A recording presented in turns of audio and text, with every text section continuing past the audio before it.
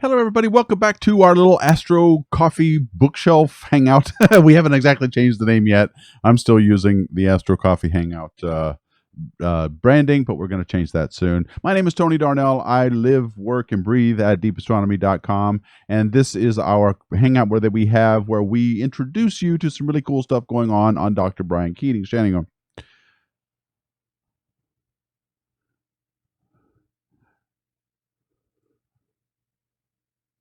Wow, is that me? Yeah, hang on. I've got this.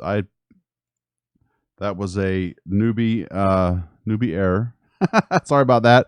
I had the stream going in one of the windows, and I shouldn't have, and I didn't have it muted. So apologies.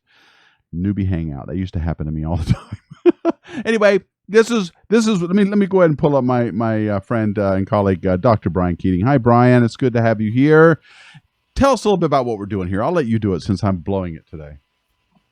Nah, you're not blowing it. You're under great duress. You're bringing the universe. Okay, yeah. So yeah, technical duress. Let's say that. So I am Brian Keating, a professor of physics. Here I'll advertise. I got my new shirt, UCSD Department of Physics. Ooh, that's neat. Yeah, it's got all of our greatest and latest graphic design on it, which we'll eventually put to the test on coming up with a logo and an icon for these hangouts. But for now, I love your the current graphics. So every week I run a podcast, an interview, or an event here at UC San Diego, even during the COVID emergency. We've been running interviews and dialogues with some of the greatest minds in the world, ranging from science to artists to leaders. And I'll be doing some interviews in the coming weeks with biographers and really journalists that have detailed the most interesting items in society, both in science and beyond. So next week, I'm interviewing Sarah Fryer, who is a journalist for Bloomberg, and she wrote a book about the story of Instagram. And we'll talk about that maybe at some point, but it's a little bit, you might think it's off topic, but actually a lot of the lessons that she brings up in that book have great applicability for projects in astronomy and cosmology and particle physics, all the sorts of things that I'm interested in. So stay tuned for that. But this week, we're talking to a household name, the first family of astronomy and the cosmos. And that's, of course, Sasha Sagan. And she is the daughter of none other than they kind of are the first family, aren't they? I guess. Yeah, that's right. Yeah, I don't know if Bill Nye has any kids, or I think Neil Tyson does. But no, sorry, it's got to be Carl Sagan. Yeah, that's right. Actually, he started the Planetary Society, where Bill Nye currently presides. Right. Yeah, he's definitely the god. So, I interviewed Sasha Sagan about 2 weeks ago, and we put together a special Mother's Day edition of my podcast. So my podcast is called the Into the Impossible podcast. And I, as I said, I run out videos and so forth on a weekly basis. And her episode came out on Mother's Day, and we talked a lot about being a mother or being a parent and the traditions that were passed on by her great parents, Carl Sagan and Anne Druyan. Right, and so so all of these. So I just want to remind everybody that the links to Brian's channel and the interview that he did with Sasha Sagan is in the description box of this video. So please go watch it after you watch this preview for it. And some of you are asking, am I streaming on Twitch? And the answer is no, not today. I'm trying to be nice. Twitch gets mad when you stream things to it that you're also streaming to someone else. So I'm not streaming to Twitch today, but I am streaming everywhere else as well. I'm on Facebook, and we're also streaming this on Brian's channel. So please subscribe to him and check it out there as well. So you can comment on his channel in the live chat also. So okay, so let's see. Let's go ahead and start with. Do you want to start with one of your clips, or do you want to enter? Okay, all right. Which one? I'll do the. All right, let me.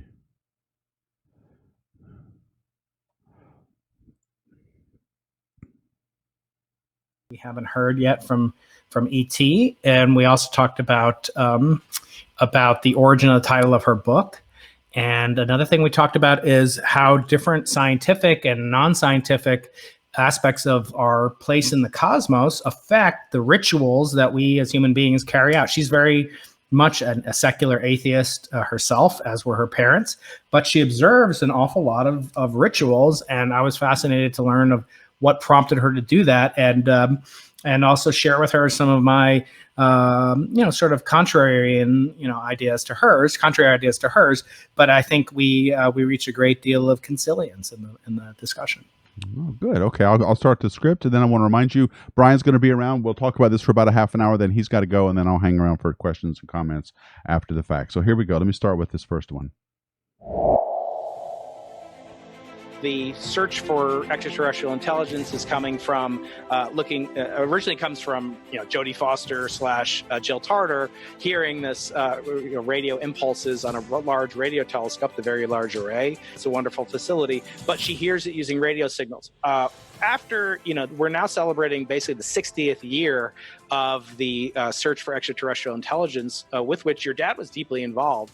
And I wonder, what would he say about the state? We haven't found anything, and you're a big believer in evidence and belief, but we have no evidence that they exist, positive evidence. At what point, would he give up? Do you think, or would you? Let's just say personally, at what point do you turn the telescopes off? Because we don't have infinite resources on this perilous planet. When do you give up a search and just reside with the feeling that you may never know? Well, we may never know whether we search or we don't, but I think that it's the answer to a deep and profound question to know if it's just us or not. And I think my dad's curiosity about that was very profound, and mine is too. And again, this is one of those things where people would come up to him and say, well, what do you think? And he would say, I don't know. And they would say, yeah, but what does your gut tell you? And he would say, I try not to use my gut for this sort of thing. I try to use my mind. And I think, it is an important question. It is a profound question. And as long as we can try to gain a little more evidence, I think whatever the answer is, it's nothing we could possibly guess. And so it is worth trying to find out. And it tells us either way, the answer tells us so much about ourselves.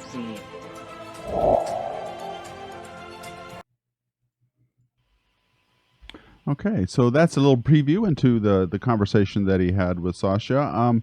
So how did that go? You guys spoke for about how long? How long did you talk to her on this? Over an hour. We actually, she was very generous with her time, and it's kind of funny the way that it materialized. I just reached out to her online and asked her, would you mind being on my podcast? I've had on some of your friends and and colleagues, and she said yes, and came on, and I read her book, listened to her book. And it worked out really nicely because, she's Jewish. As I said, she's Jewish in the same way. One of my people I listen to on the internet, AJ Jacob, says, she's Jewish, but kind of in the way that Olive Garden is Italian. It's not, she's culturally affiliated with Judaism. She observes, her own versions of certain rituals in Judaism. As your listeners may know, I'm Jewish and I'm a practicing Jew, not at the far extreme of practice, but it is an important part of my life, and the rituals that I connect to she connects to in a very different way. She connects to them, quite frankly, in a way that's more naturalistic, in that she observes holidays in the springtime because she feels a great deal of kinship, say, with the fact that those holidays have been observed for thousands of years, and they themselves owe to the fact that the Earth is tilted on its axis by some 23 degrees. And if not for that, we would have no seasons. And so she connects the cosmic to the psychological, to the societal, and draws great distinctions and all sorts of things united by this. The essence of all these things, the commonality is time and repetition, periodicity. So much so she talks about her own monthly cycles and a very graphic. The book it's very she's very exposed in this book. She talks about the first time she had relations with her future husband. It was really intimate and shockingly so, but I commend her for that. She's a public, famous person, and yet and it's not gratuitous. She's not like going, getting graphic or anything, but she's talking about, as a human being, but also as a science curious layperson. She's not a scientist. Who grew up around these two towering figures on the two opposite poles of science and art, if you will. So, I mean, I guess more than I hear what you're saying when you talk about Judaism in the way that you just did. I was married to someone who was Jewish, and I think more than any other religion slash culture that I've been involved with, there does seem to be this component where there's a cultural component where the rituals are very important, and then there is a more religious component where those rituals tie into their beliefs in God, and so I see those connections, and it does seem to be for a lot of Jewish people, at least, you're able to enjoy the culture and the holidays and the rituals that are associated with Judaism. And it seems like you're not necessarily getting super religious about it. And is that what she means when she's talking about secular rituals? Help me understand what that means. Because, yes, we have rituals that go around the seasons in many cases, especially early on. Those were based on a religion of some kind. So I guess I'm curious as to what that term really means, because it doesn't make sense to me.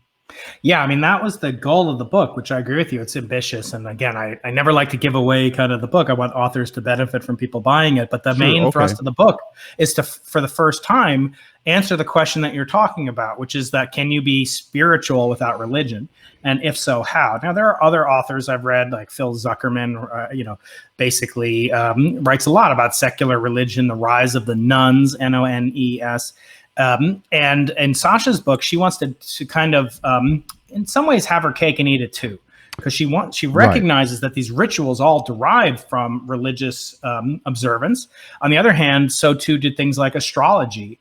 And so she won't directly, or pantheism. She actually, we talk a little bit in the, aren't you worried? I asked her, you could have a devolution back to a more primitive form of, gods and goddess, not worshiping Thor or, literally, but worshiping the earth. Some actually people worshiping. Still do. Yeah, some people. Yeah, no, that's right. I talked to her just a couple of days after Earth Day, and we made mention of that in the interview. Right. And she definitely wants to strike a very ecumenical stance. Her husband is Christian or grew up in a Christian household. We make the distinction that, she and I can take a genetic test for better or for worse, and it'll tell us that we're 99.97%, Eastern European Jew, but her husband can't. I mean, he'll say, a little bit of Scottish and a little bit of, Cherokee, Native American, whatever his genetic background is. But that too, to her, is beautiful, that this story that we're kind of part of this chain that goes back. And even she's trying to get the reasons for the rituals deriving from secular, but then divorcing it from any connection to belief in what she doesn't believe she has evidence for. Again, she's not a scientist, and her father, of course, was a scientist. But by any means, I think the level of depth that he would practice religion versus looking for evidence in science, I think those are vastly different for him. And I think, he was known for statements like, absence of evidence is not evidence of absence. And then, extraordinary claims require extraordinary evidence. And yet they would have a Passover Seder, these springtime Jewish religious rituals. I think in some cases there is a little bit of dissonance there, cognitive dissonance, that you want to take, as I said, have your cake and eat it too. Right. I'm glad you said that. Yeah, and having, making everything from scratch. I pressed her and I said, you take these rituals to heart, but what if your daughter, her book is dedicated to her daughter, right, Helena, and her daughter, really plays a big role in this book, even though at the time of the writing, she was like 9 months old or something. But it's really like passing on from mother to daughter, which is why I published the interview on Mother's Day. But at the same time, I said, what if she doesn't believe what you believe or practice these rituals that you've practiced for one generation now? How will that affect you? Look at Christianity. It's been around for thousands of years.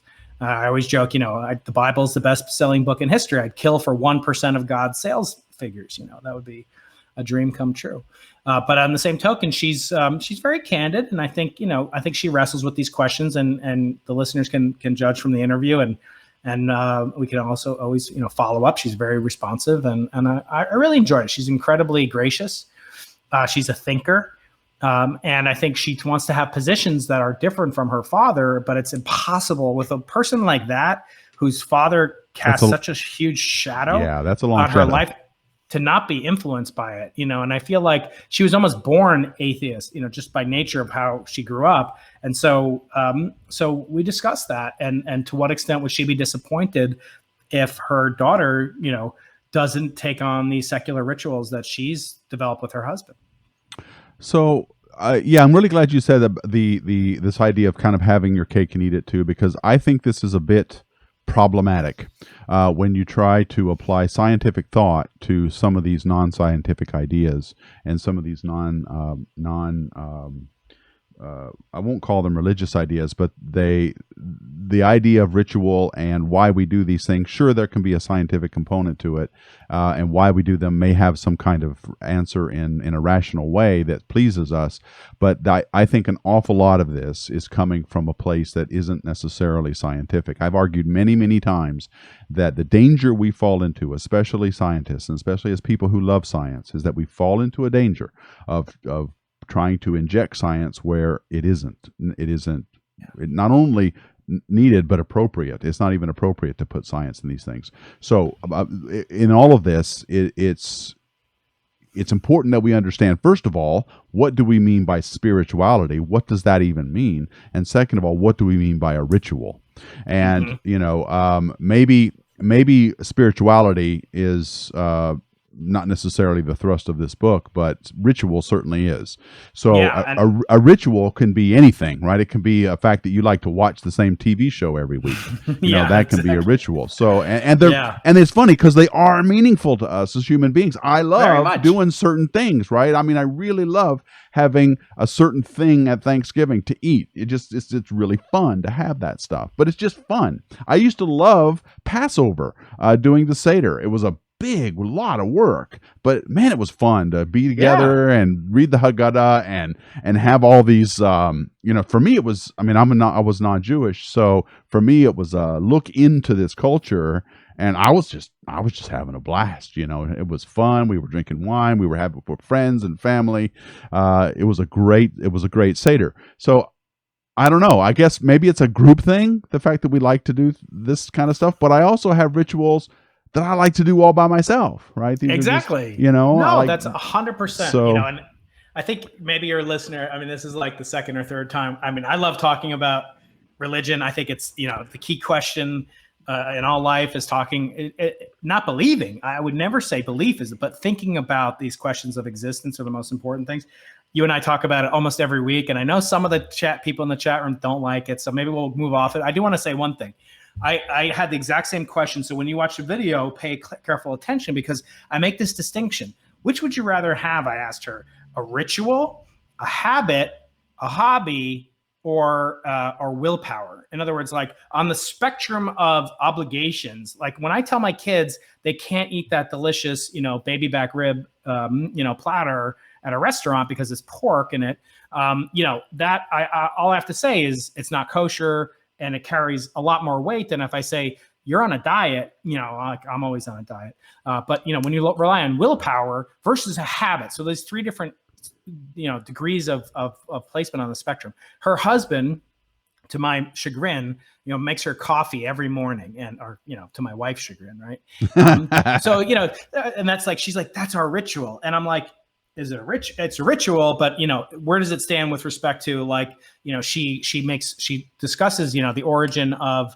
a female connection to the monthly cycle and how that's a ritual and how that affects things, in inter-female dynamics.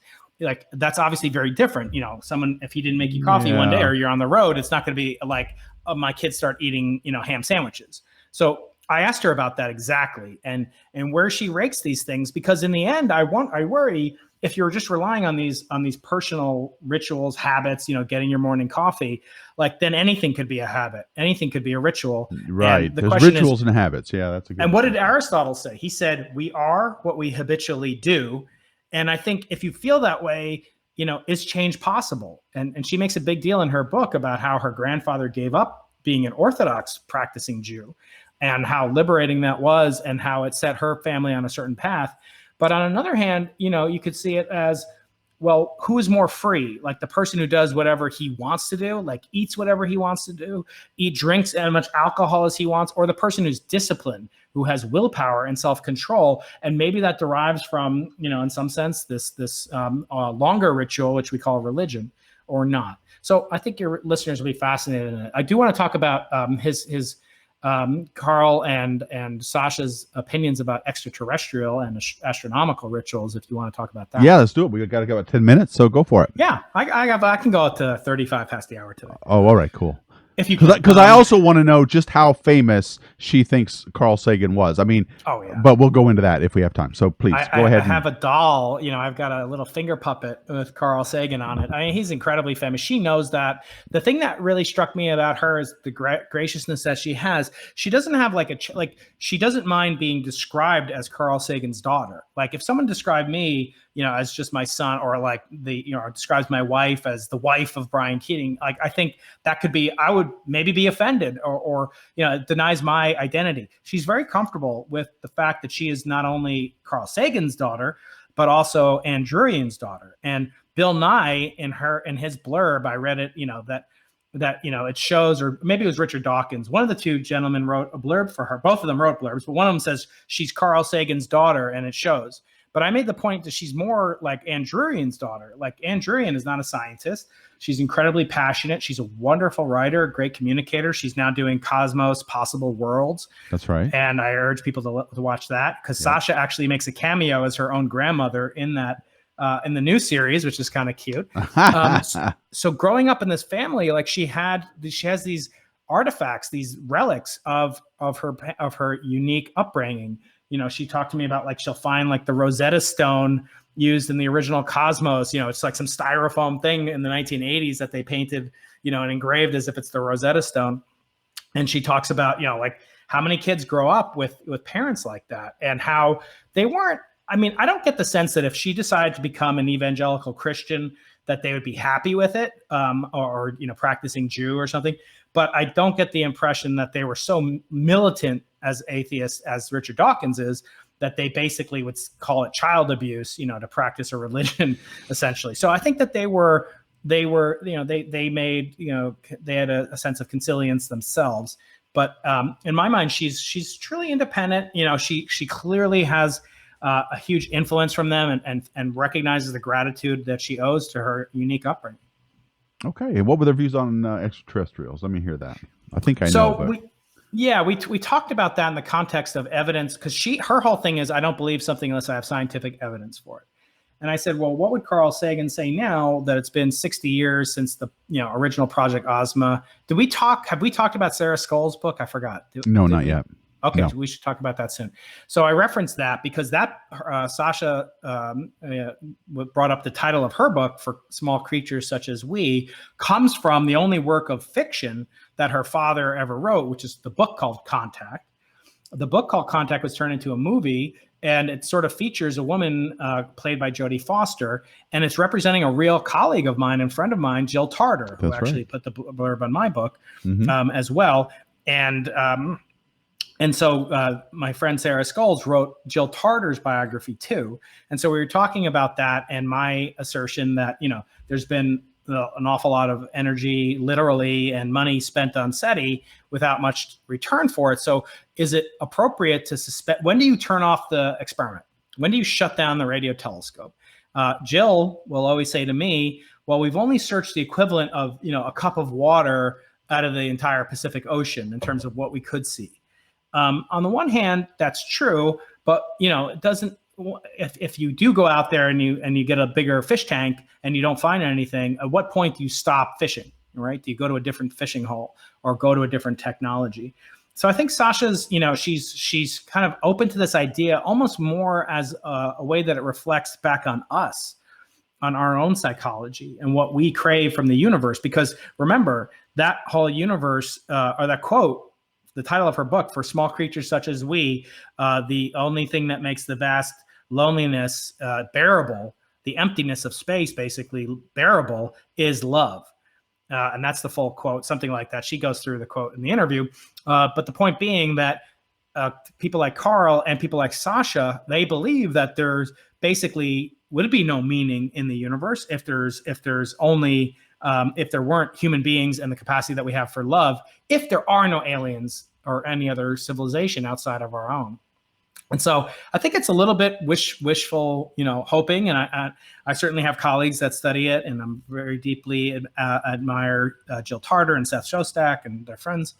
But the question of at what point does it take over from from evidence-based pursuits into, as Sarah Scholes presents it, almost like religious fervor in its own. Sorry to keep coming back to that. Right. But this evidence without belief, or belief without evidence, rather, that's a theme of her book. And I don't think she really fully ties it together in the sense that, that this is, she's not going to say, stop, turn off the machines, and nor would I, because as people point out, we've only been looking for 60 years. On the other hand, there's a lot of volume in space out to a sphere of radius, 100 light years. Let's just say, how many stars are out there. Yeah. And people like Adam Frank and others will say that, there's no aliens with prosthetic foreheads like we might have imagined, or humanoid aliens like in Contact. Nevertheless, there could be microbes or a shadow biosphere, as Paul Davies and I talked about earlier this year. And we should also talk about that. Maybe we'll do a whole UFO or SETI and plus UFO episode where I cover Paul Davies' book. Their Eerie Silence, which is about the failure to detect SETI so far, and alternatives that could explain why we haven't seen radio transmissions, for example. And Sarah Scholes' book on UFOs and also on making contact. That would be kind of fun, a theme episode at some point. Yeah, let's do that though when you can spend the whole hour, because I think we're gonna run out of time real fast on that, like we are coming close to now. Well, this whole idea of belief without evidence is you got to remind people that's also the beginning of a scientific theory, right? At first, you've got an idea or a suspicion or a hypothesis of how things might be in nature, and then you go forth. You start with a faith that this must be true, or a belief that this must be true, and then you continue on with finding your evidence in support of those of this belief with evidence. And so there is a period there where you're starting out with just an idea. It's based on stuff, but it's still an idea, and so you need to draw that in more as you go forward. I guess Carl is. I never met him, and I of course idolized him in the 70s and 80s, and I remember watching him on TV all the time, and he was fervently, I think Andreen was too, fervently anti-nuclear. The big scare at the time in the 80s especially was that we were all going to blow ourselves up, and that theme came up quite a few times in the original Cosmos series. And he had very passionate ideas about certain political states at the time, especially in terms of nuclear power or nuclear weapons. And so, but I don't remember him saying anything like, that life in the universe is inevitable, or that of course we're going to eventually find life in the universe. From what I remember, from all the things I've seen him say, there was always this healthy, I think, skepticism that we should keep looking, but there's no reason that we should find anything. Right. And so he talked a lot about the Urey Miller experiment in Cosmos, and how it's possible to make all of the ingredients for life relatively easy. So with the implication being that it should be easy to make on other worlds. And then there was a whole episode on this in the original Cosmos about what life might be like on, say, Jupiter. Remember those big balloon creatures that were like the animated? Yeah, you still see that in planetarium shows to this day. Yes, I know, right? So there was a lot of speculation about what these beings might be like. But I think he would be okay if we were it. Yeah, I think so too. I mean, he wouldn't be happy about it. In other words, he'd be more pleased to know that life has originated elsewhere in the cosmos. But I guess I wonder, why would that make him more happy? I mean, I see two different schools. So Adam Frank is a professor, I think, in Rochester. Right, I've had Light from the Stars, which is a good book. But he talks about basically, because the nearest life forms might have only destroyed themselves 100 million years ago, we might be the only existing solar system that has intelligent technological life. And so that should make us value life on Earth that much more. And I think, that's a blandishment. It's not like I enjoy life. Now I enjoy it really more because I know I'm it. And I think like sometimes there's a tendency in these realms to kind of idolize, not just nature, but kind of not idolize the sense that the kinship that all living creatures or all entities have in the universe. Like I hear things like, oh, it's connected to the stars, as Carl said, we're all star stuff. But because you're made of the same thing as, you have trace elements of radioactive thorium in your body, do you feel like a kinship to a nuclear reactor? No, it's always like, because you have, some ethylene in your bloodstream, do you feel a kinship to styrofoam? No, but nobody does. Or methane. Okay, let's take an example. Well, you could, but you'd be weird. Yeah, exactly. Right. So, but it's always like star stuff. And I talk about that. The iron in your blood, comes from a supernova. I talk about that in my book. And we got into this poetry for physicists. That's the second clip. If you want to play that. All right. I'm going to play it now. Yeah, let's talk, because we talk a lot about art and science and how she bridges those two. All right, I'll play it now. Go for it.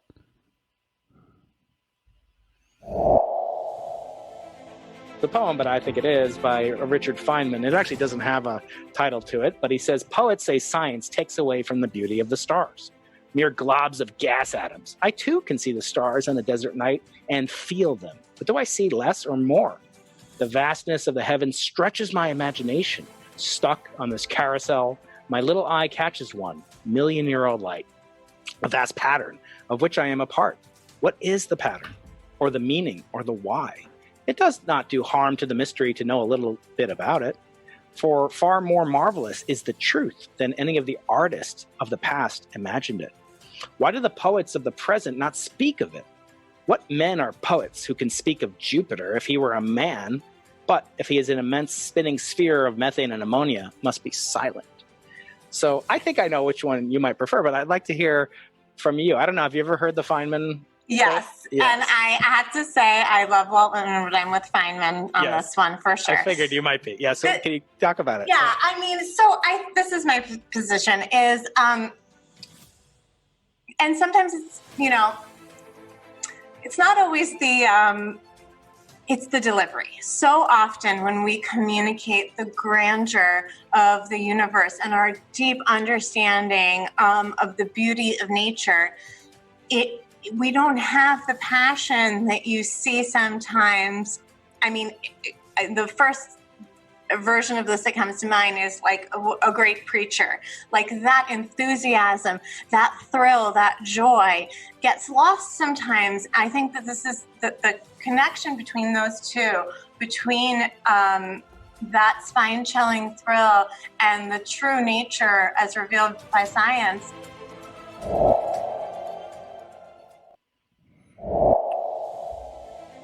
The poem, but I think it is, by Richard Feynman. It actually I'm doesn't so have a glad to hear title her to say it, but he says, it's the poets say delivery science of takes this away from because, the beauty and of it's the the stars. passion that comes through Mere because globs of gas the atoms. one I too thing can see the stars on the that desert made night Carl and Sagan feel famous them. But do I see was less the or way more? he delivered The vastness of the his heavens words. stretches my And, imagination. Stuck it's just on this carousel, my little eye hang on, I'm catches still one playing it. million-year-old light. Yeah. A vast pattern. So I think there we go. I just got a tweet from Sasha that I think she's watching it, or she liked the fact that you and I are chatting today. So, good. Sasha, if you're out there, Hi there. Yes. leave us a comment. Yes, We most love, definitely. talking about your book. But in case you didn't hear what I just said, I want to reiterate it because it's important. Yeah. What Sasha just said about her father, or about delivery and the passion that makes all the difference, is exactly what made her father who he was. I could listen to him all day long, especially just talking about science, because the words he used, the cadence, the passion, the pauses, all of it was what made him who he was. And I was enthralled by him.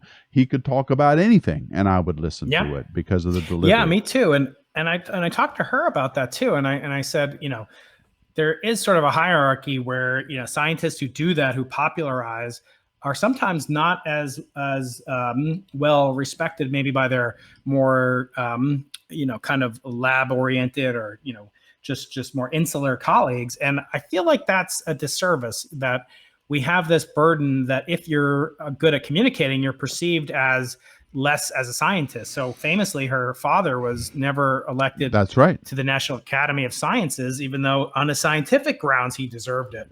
And then you add on top, he won like communicator awards and things like that. Now, I'm the first person who says that awards are relatively meaningless, but in that case, it was a slight. It was like saying you cannot win it because you're so good at communicating. I remember that. Yep.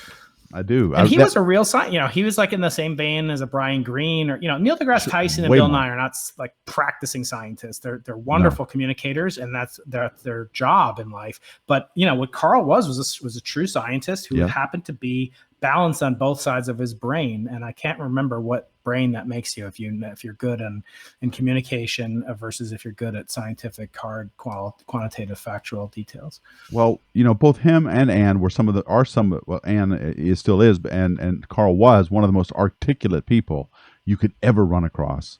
They just had a very high vocabulary, a very interesting way of putting complex topics into images that we could see in our heads, and that is a gift, man. That is such a gift, and I gotta miss him. I really miss Carl. I miss him too, and I never met him. I almost met him because our both Sasha and my father were both professors at Cornell. They overlapped briefly for a couple of years in late 60s. But thinking about him and this notion of communication, I had another conversation last week. So this video came out, as a Mother's Day special. For Father's Day, I'm going to have a 2-part special. Actually, I'll have part of it before Father's Day with Eric Weinstein, who has another controversial new theory of physics and unification of physics called geometric unity.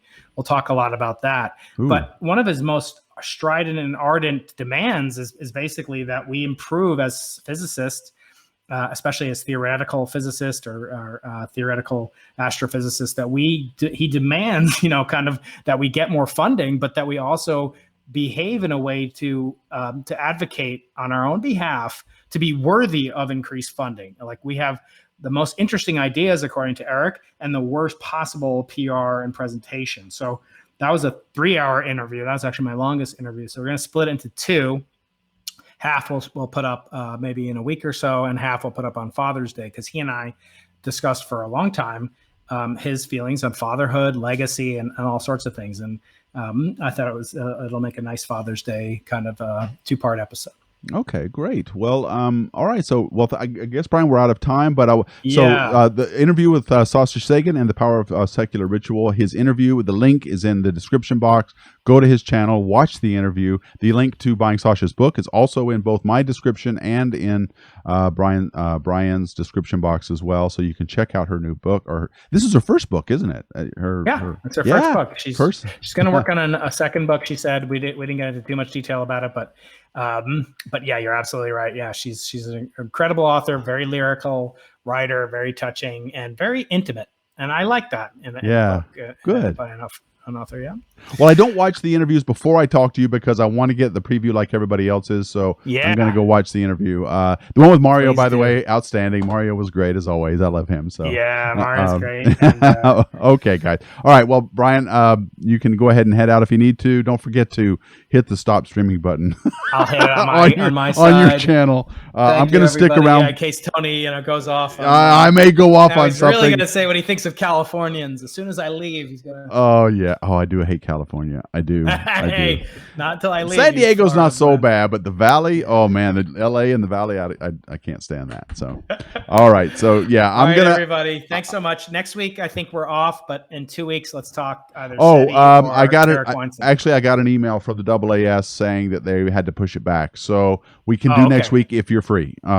So I'm interviewing Jan 11, I think at this time. So let's figure out another. Let's coordinate by email, and we'll figure out. Either way, I'll show up and say something. So I'll be here next week. All right. Cool. I really enjoy it out there. Everybody send questions. Subscribe to the podcast on iTunes. Please leave a rating and a review, because actually the algorithm that that Apple uses to promote it depends on how many reviews and ratings that we have. So I'll leave a link to it right now in the chat box, and then please please rate and review it. That'll do me a big favor. Don't ask for much, but that's it. Yeah, that's a good idea. And you can get it on Spotify too, though, right? You can watch it on Correct. Spotify. Yeah. And Okay, on our cool. websites and so forth. Yeah. Okay, cool. All right, Brian, I'll see you soon. I will sign off. Thank you, guys. Okay, Bye. Dr. Brian, talk to you later. Bye-bye.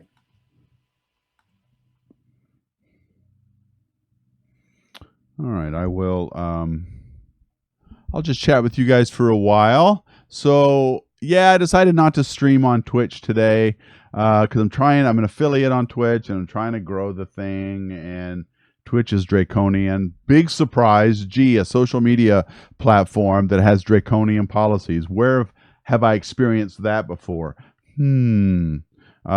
So yeah, YouTube. By the way, every time, so I do the Space Fan News thing I did on Friday, got flagged for copyright. Why? Because I used my own theme. Yeah, I don't even own my own theme now. So yeah, thank you, YouTube. Okay, guys, any questions? You have to tweet what to me, Peter Q. What camera am I using? This is the camera that's dying. In a minute, any minute now. It's been on for a little over an hour. In a minute, any minute, it's going to overheat and turn off.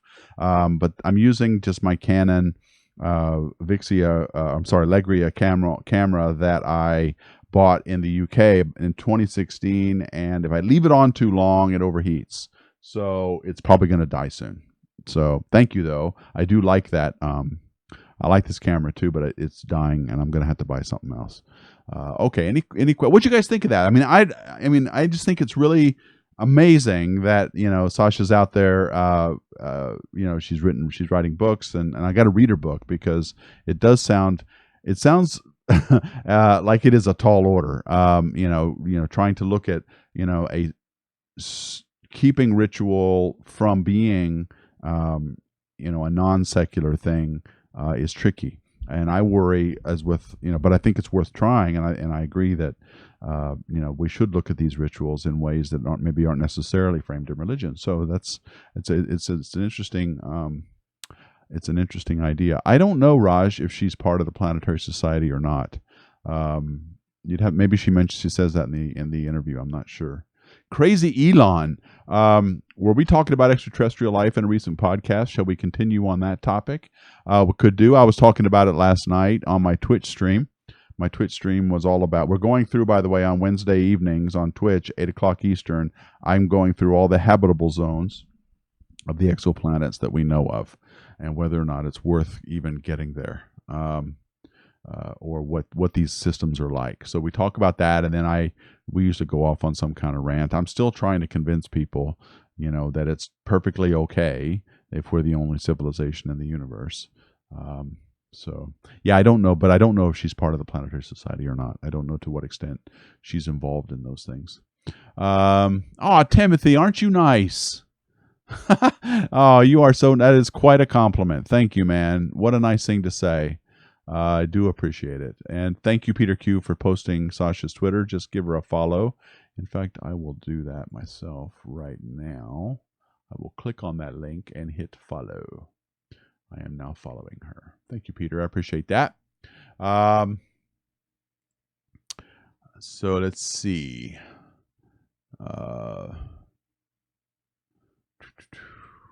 We should keep searching till we find Vulcans. Yes, Christian, we should. 40 Eridani. Right on. Intuition has been the beginning of great discoveries. That's right, Timothy. So said he would shut down a day before the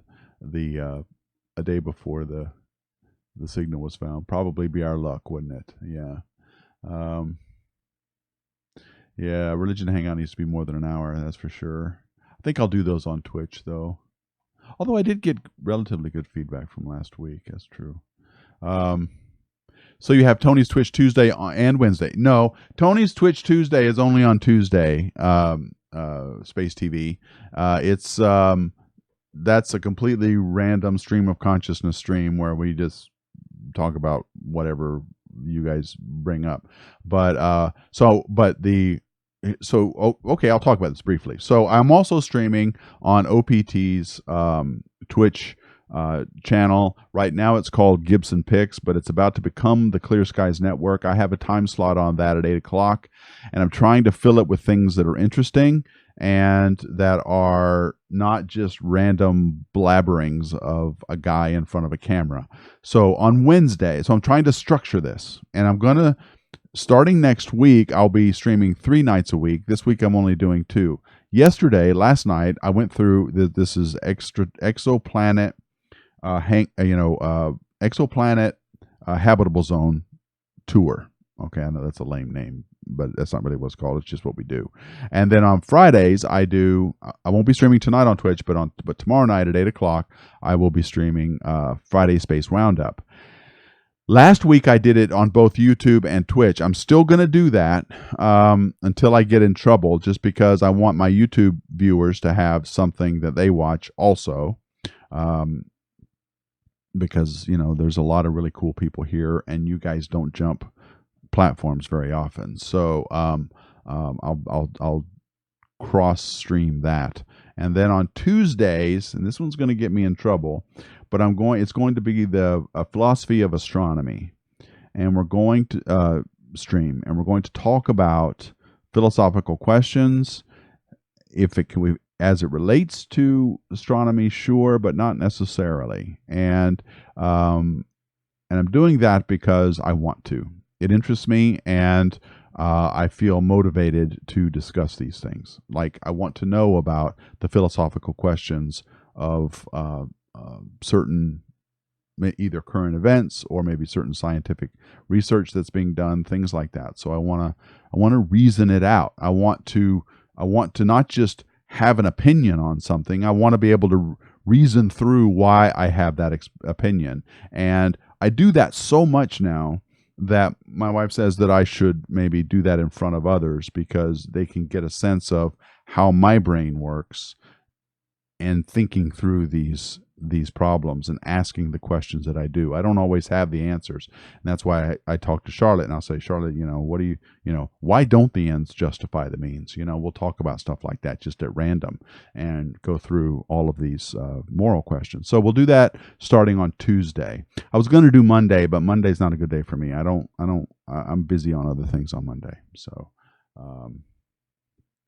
so she's giving a talk 2:30 Pacific time. Good. Hey, Dan, I signed up to Twitch. Can't get on because I forgot my... Okay, Dan, let me get this. Let me just... I'm going to go out on a limb here, and I'm going to say you're of an older generation, aren't you? I have another guy, Larry Keys. God bless him. I love him. He's also watches these streams a lot. He has one heck of a time getting on Twitch. So what we all did was one day we banded together and said, "No, Larry, we're gonna solve this, man. You're getting on Twitch." And so we got him on Twitch, and he logged in and everything else. But yeah, if you've forgotten your username and password, I can't really help you there much, Dan. And then on top of that, you've got to have a phone where they're gonna text you a 6-digit code to get in. So yeah. Anyway, where's Carol? Hey, Barbara. I don't know where Carol is. Carol's out doing stuff. We haven't communicated in months, since well before the pandemic for sure. And the last time I actually spoke to Carol was when that NASA thing happened. Remember, NASA called me up and wanted to know why I was saying those things about JWST. And Carol got involved because somebody asked her a question about it. She goes, "What?" She goes, "What did you say on YouTube?" And that was the last time I spoke to her. But I imagine she still works at the Institute. She's still the Hubble Space Telescope project scientist. I should get her back on. I'll reach out to her and see if she wants to do some stuff with me. But she's busy. So you're so deep. I'll tell you where the name Deep Astronomy came from. This would be if we set the Wayback Machine to 2006, and I posted the Hubble Deep Field video, right? And in 2000, I think I posted it in 2006. Maybe it was 2006. and people were watching it, but back then nobody watched YouTube. It was a podunk little platform, and Google didn't even own it yet. So I just posted it and made it because it was fun. And I had bought a MacBook Pro at the time, and it came with iMovie. And I thought, ooh, what is this thing called iMovie? And so I played with it, and my old planetarium instincts kicked in, and I said, oh, let me put all this stuff together. And next thing you know, out came that video. And I got to thinking, well, I want to start a website and a blog and all this stuff because I was going to make all this money online. I was going to just like, ooh, all I have to do is start a blog and I'll just make all the money in the world and it'll just be so great. And I thought, and I went over all the different, I said I knew it needed to be astronomy. And at the time, I knew that needed to be in the title. And at the time, Phil Plait was huge, right? He had just started blogging full time as the Bad Astronomer, and he had a blog called Bad Astronomy. And so I thought, okay, what are the different words? And then I was doing like all these different combinations, and deep was perfect because it had many connections, right? There's the deep field. There's looking deep into outer space. That was something I'm always way more interested in that than I am what's going on in our own solar system. And then there was this idea of our place in the universe, right? And that had a philosophical note to it. So it was both. It just came together, and I got lucky because nobody had bought the domain yet. So I registered deepastronomy.com, .org, .net. I let .org and .net go because I never did anything with it, and it was expensive to keep doing that every month or every year. And then I got .space when these guys, the Radix guys, reached out to me. They're the registrar for the .space domain, so I got deepastronomy.space. And those are the only two I have, deepastronomy.space and .com.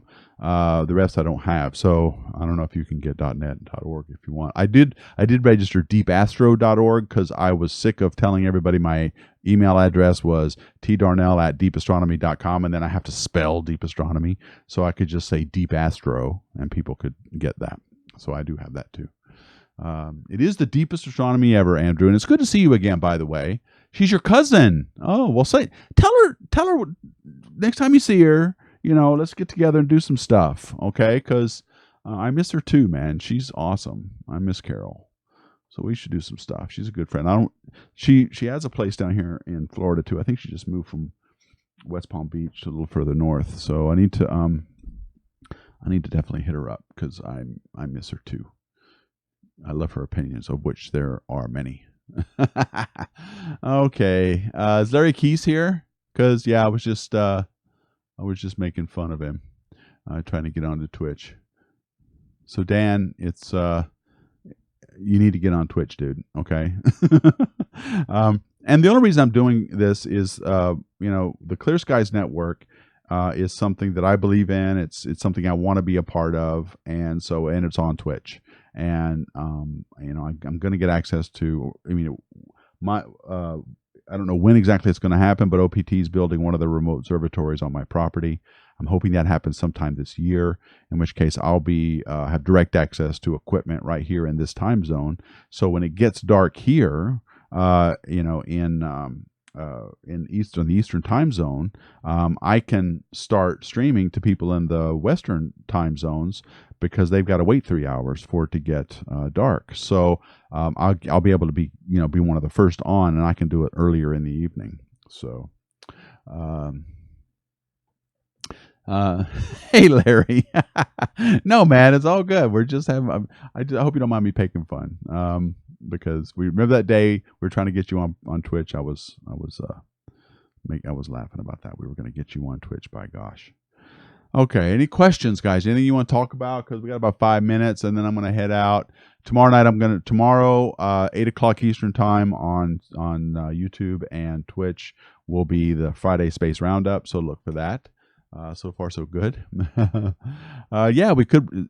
Yeah, she could also tell her story about being a test pilot or something. I remember she mentioned that at some point. She's not a test pilot, but she is a pilot.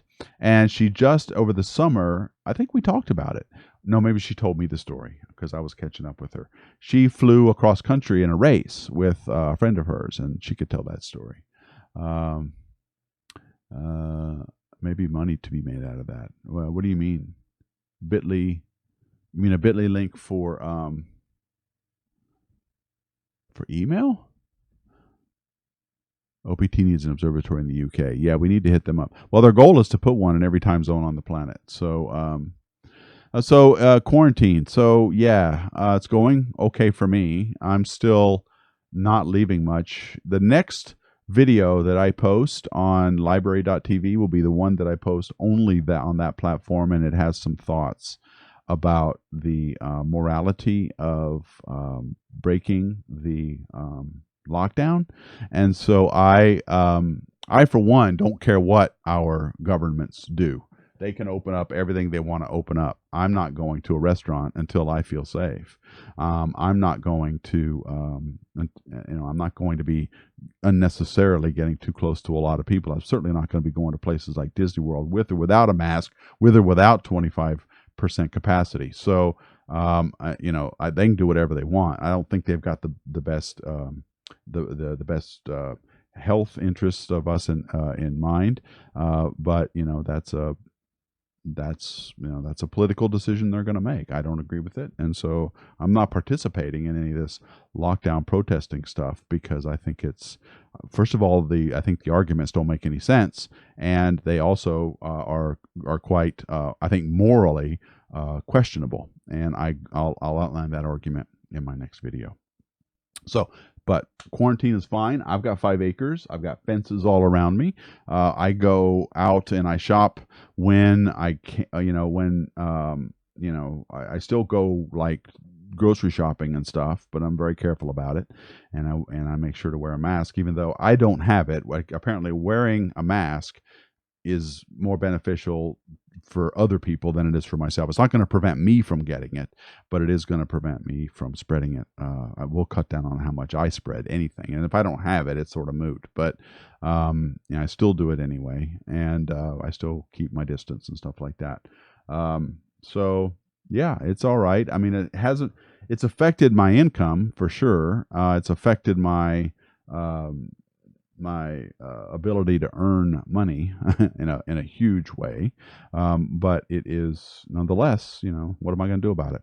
This is a pandemic. It is what it is, and I'm certainly not going to ignore science, to go about my life. I think that's very short-sighted.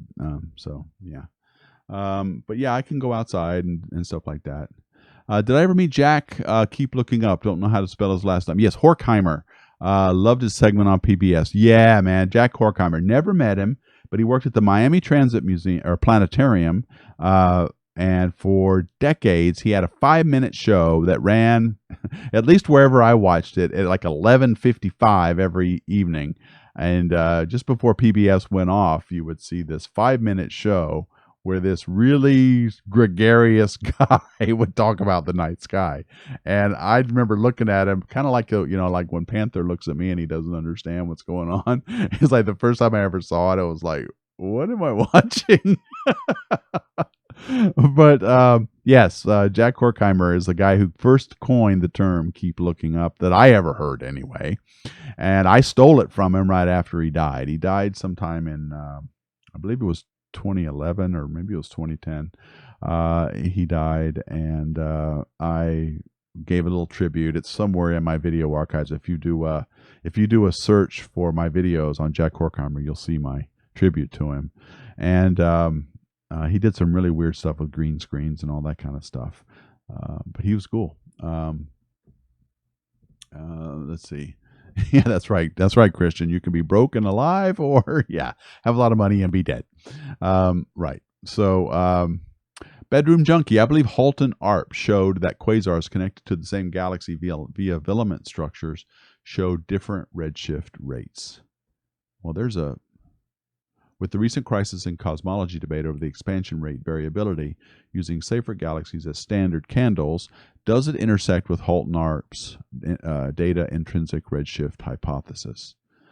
Seyfert galaxies as standard candles. Hang on a minute.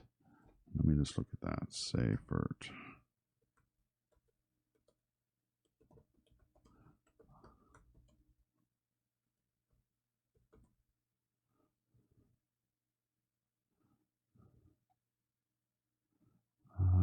Let's see.